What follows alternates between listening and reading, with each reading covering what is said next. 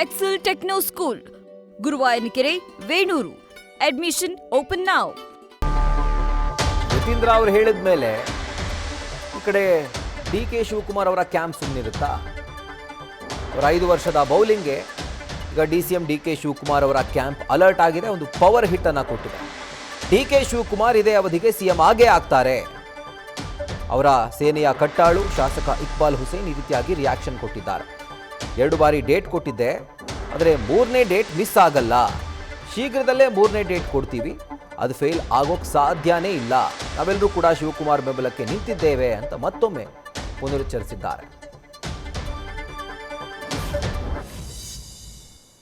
ರಾಮನಗರ ಶಾಸಕರಾದಂಥ ಇಕ್ಬಾಲ್ ಹುಸೇನ್ ಅವರು ಈಗ ನಮ್ಮ ಜೊತೆ ಇದ್ದಾರೆ. ನಾನು ಅವ್ರನ್ನ ಮಾತನಾಡ್ತಾ ಹೋಗ್ತೀನಿ. ಸರ್, ಇವತ್ತು ಯತೀಂದ್ರ ಸಿದ್ದರಾಮಯ್ಯನವರು ಕೂಡ ಒಂದು ಮಾತನ್ನ ಹೇಳಿದ್ದಾರೆ.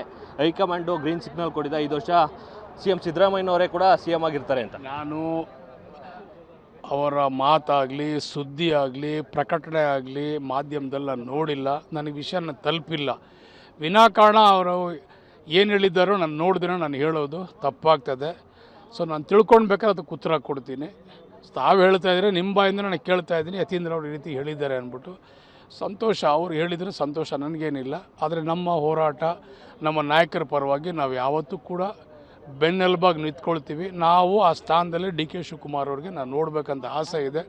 ನಾನು ಒಬ್ಬನೇ ಅಲ್ಲ, ಸುಮಾರು 80ರಿಂದ 90 ಶಾಸಕರು ಇವೆಲ್ಲರೂ ಕೂಡ ಒಗ್ಗಟ್ಟಾಗಿ ಸೇರಿ ಅವರನ್ನು ಒಂದು ಅವಕಾಶವನ್ನು ಅವ್ರು ಕೊಡಬೇಕು.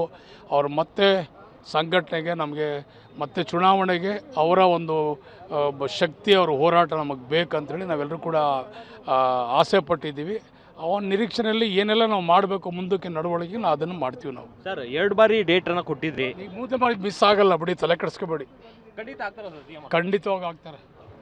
ಇದಿಷ್ಟು ರಾಮನಗರ ಶಾಸಕರಾದಂಥ ಇಕ್ಬಾಲ್ ಹುಸೇನ್ ಅವರ ಮಾತಾಗಿರ್ತಕ್ಕಂಥದ್ದು.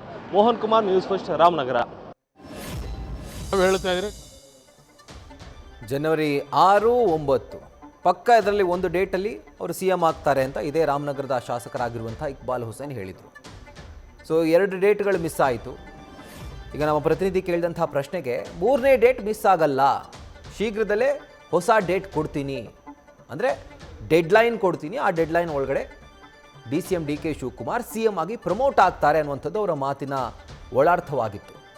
ಮಗದೊಂದು ಕಡೆಯಲ್ಲಿ ಇಷ್ಟು ದಿನಗಳ ಕಾಲ ಶಾಂತಿಯುತವಾಗಿದ್ದಂಥ ಕಾಂಗ್ರೆಸ್ನ ಕುರ್ಚಿ ಕದನ ಈಗ ದಿಢೀರಂತ ಅದಕ್ಕೆ ಯತೀಂದ್ರ ಸಿದ್ದರಾಮಯ್ಯನವರು ಚಾಲನೆ ಕೊಟ್ಟ ನಂತರ ಮುನ್ನೆಲೆಗೆ ಬಂದಿದೆ.